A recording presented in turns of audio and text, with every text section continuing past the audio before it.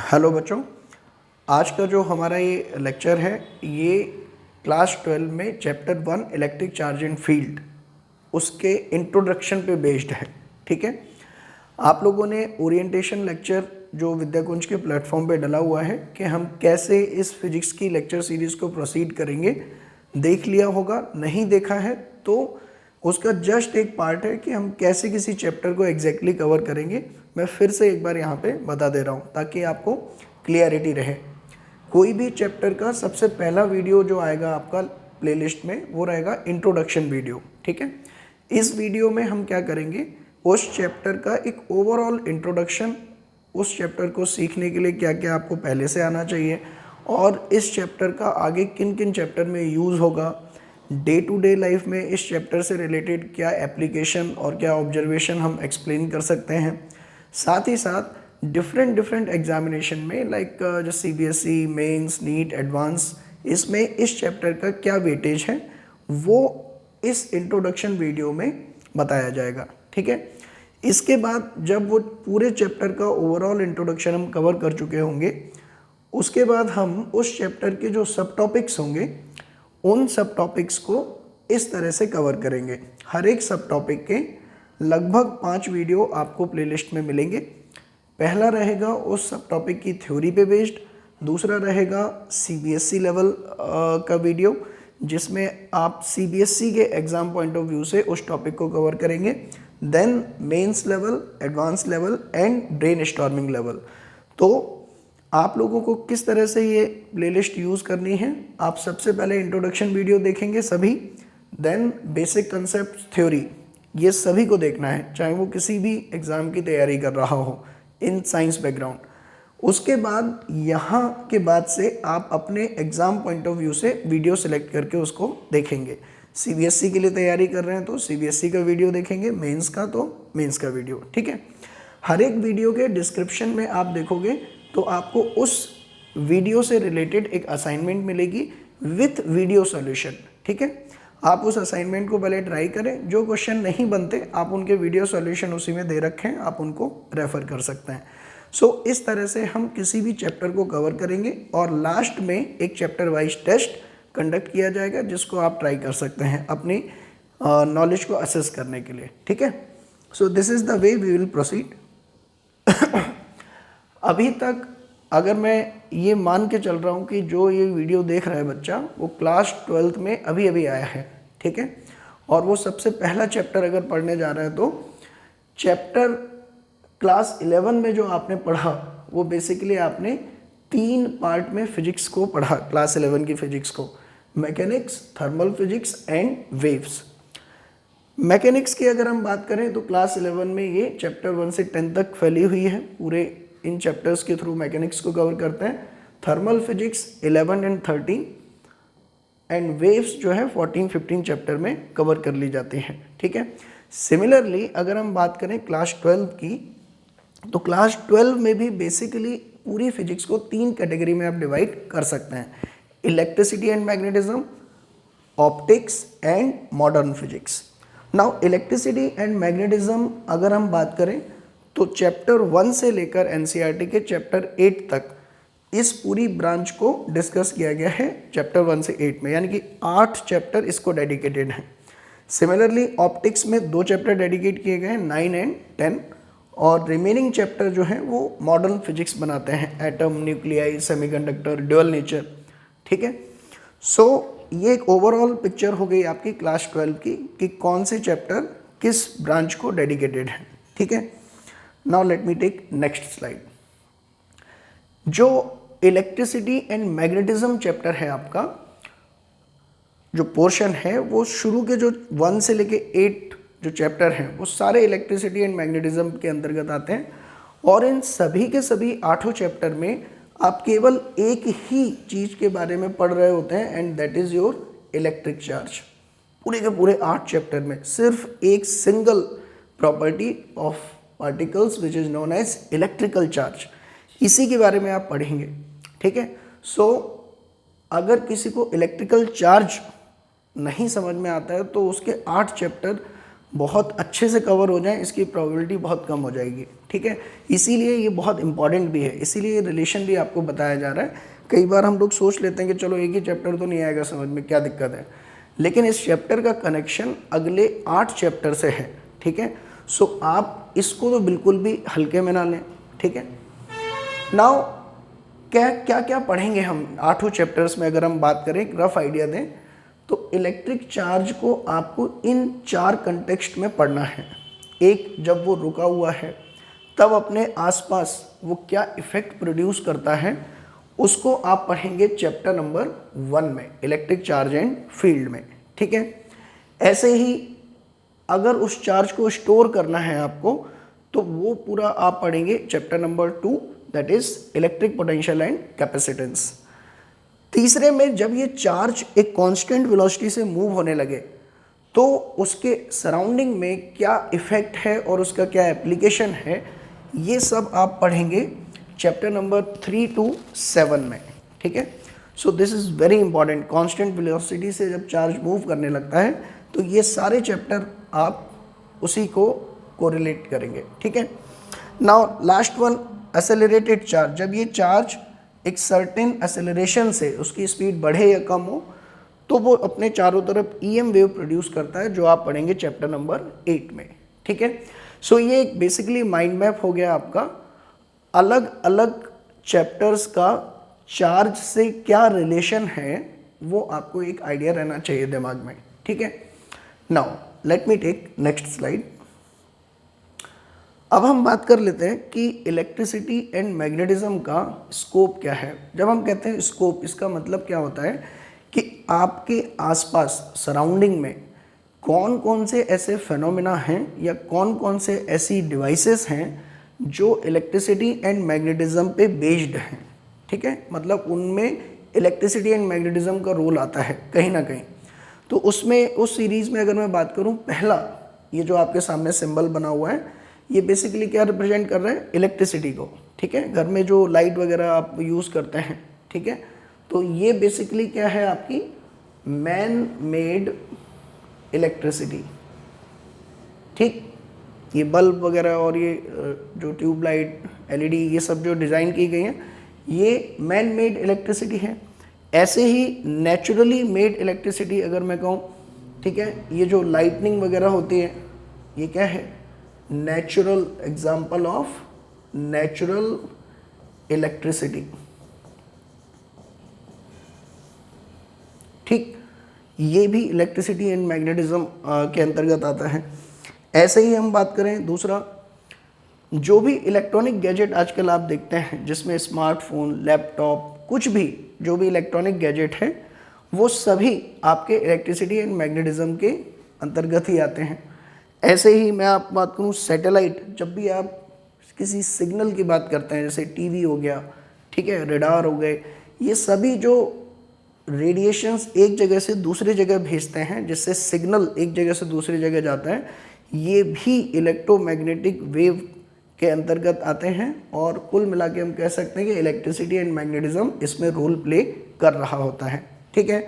ऐसे ही ट्रांसपोर्टेशन के फील्ड में भी इलेक्ट्रिसिटी एंड मैग्नेटिज्म का रोल आने लग गया है। अब आप देखें इलेक्ट्रिक व्हीकल, जैसे ये एक इलेक्ट्रिक का बस है ना, सो इलेक्ट्रिक व्हीकल भी बनने लग गए हैं। पहले डीजल वगैरह से चलते थे, अभी इलेक्ट्रिक व्हीकल आने लग गए, ठीक है, बैटरी के साथ जो चलते हैं।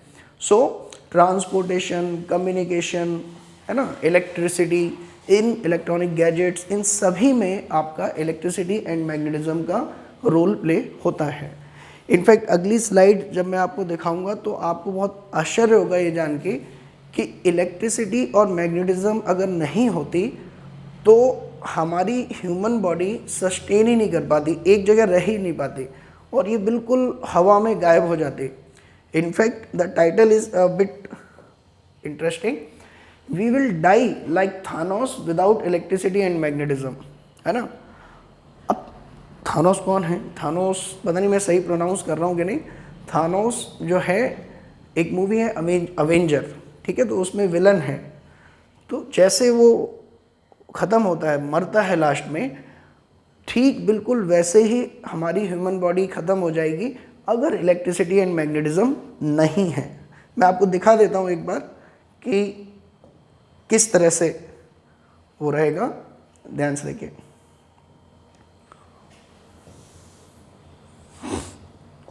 इसको देखें आप,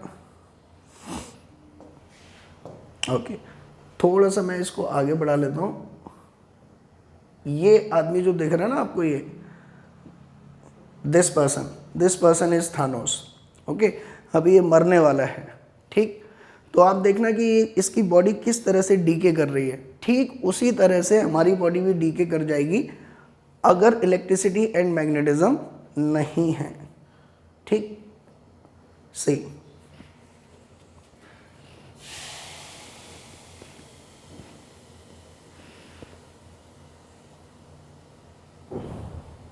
like this. Entire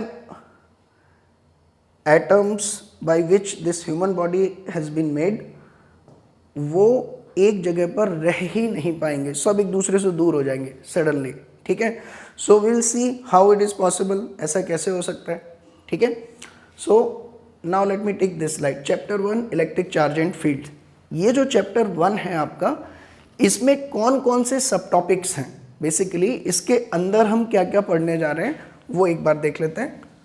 चैप्टर 1 के अंदर सबसे पहला सब टॉपिक जो आप पढ़ेंगे that is electric charge and its properties, फिर electric force and Coulomb's law, electric field and its calculation, electric dipole, electric flux and Gauss law and application of Gauss law. ये सारे टॉपिक्स आपको पढ़ने हैं chapter 1 के अंदर, ठीक है। इतने सब टॉपिक्स हैं और हर एक सब टॉपिक्स को हम 6 कैटेगरी में कवर करेंगे, theory, CBSE, mains, NEET, advance, ठीक है। So now let me take next one again.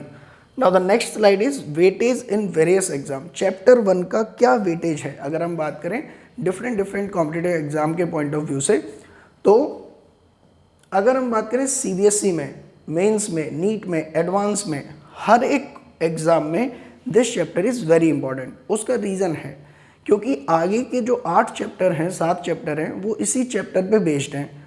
तो कहीं ना कहीं हर एक क्वेश्चन में उन 8 चैप्टर के इसकी अंडरस्टैंडिंग इन्वॉल्व होती ही होती है। That is why this chapter is very important. It will decide the upcoming 8 chapters कि आप उनको कितना अच्छे से समझ पाएंगे, वो इसी चैप्टर की अंडरस्टैंडिंग पे डिपेंड करेगा, ठीक है। Now let me take next one. CBSE में अगर हम बात करें रफली, थोड़ा सा आइडिया मैं आपको दे देता हूँ। Electrostatics chapter number 1, chapter number 2 and chapter number 3 अगर हम इसमें बात कर लें तो ये 3 चैप्टर मिलके बेसिकली 16 नंबर बनाते हैं आपके 16 मार्क्स, ठीक है। तो इससे आप आइडिया लगा सकते हैं कि ये चैप्टर 1 कितना इम्पॉर्टेंट है, ठीक है। 16 नंबर आपके फिक्स हो जाते हैं। और एक बात और, अगर किसी को ये चैप्टर समझ में नहीं आया तो ये भी समझ में नहीं आएंगे, ये 100% श्योर है, ठीक है।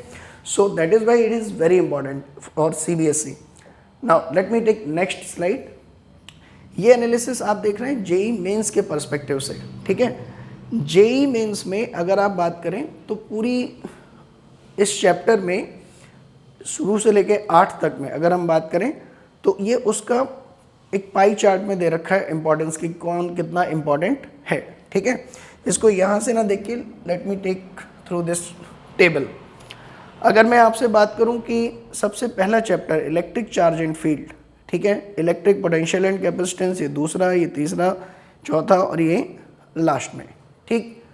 इसमें जो पहला चैप्टर है उसका वेटेज कुछ 3.67, मतलब आप कह सकते हैं कि सबसे इंपॉर्टेंट शुरू के 8 चैप्टर में ये वाला है चैप्टर 3, चैप्टर 4, और ये सबसे कम इंपॉर्टेंट है अगर हम बात करें मैग्नेटिज्म एंड मैटर, ठीक।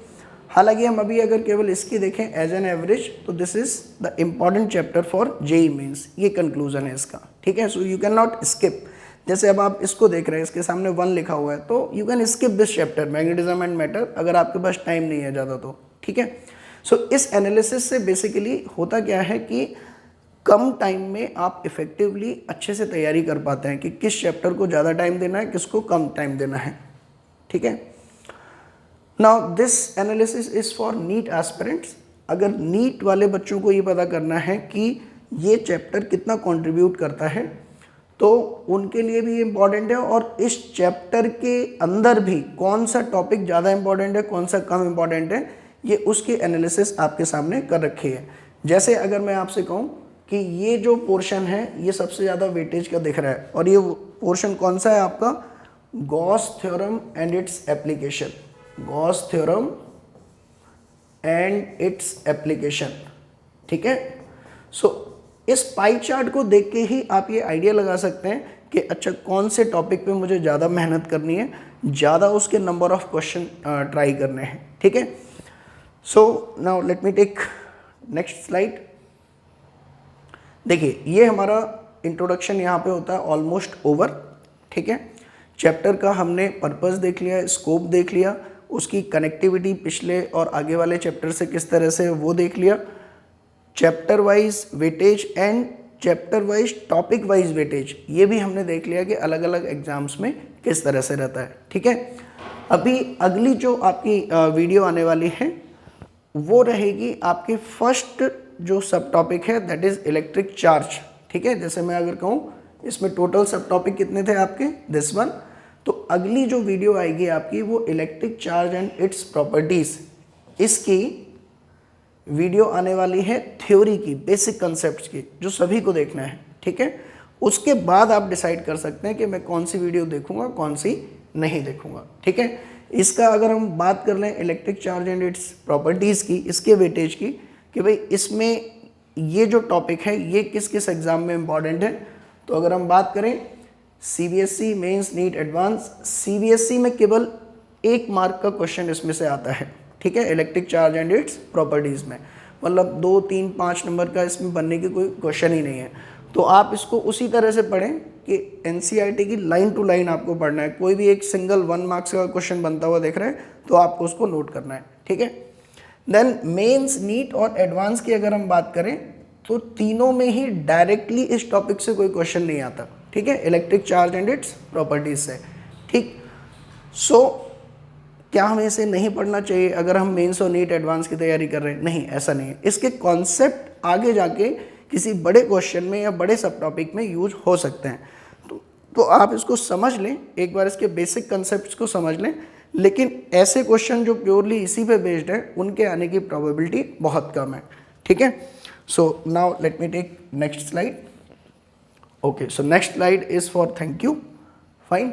So this completes your first introduction video of electric charge and field. In the next class, we will take the basic concept video of electric charge and its properties. Till then, have a nice day, stay safe, stay at home. Thank you.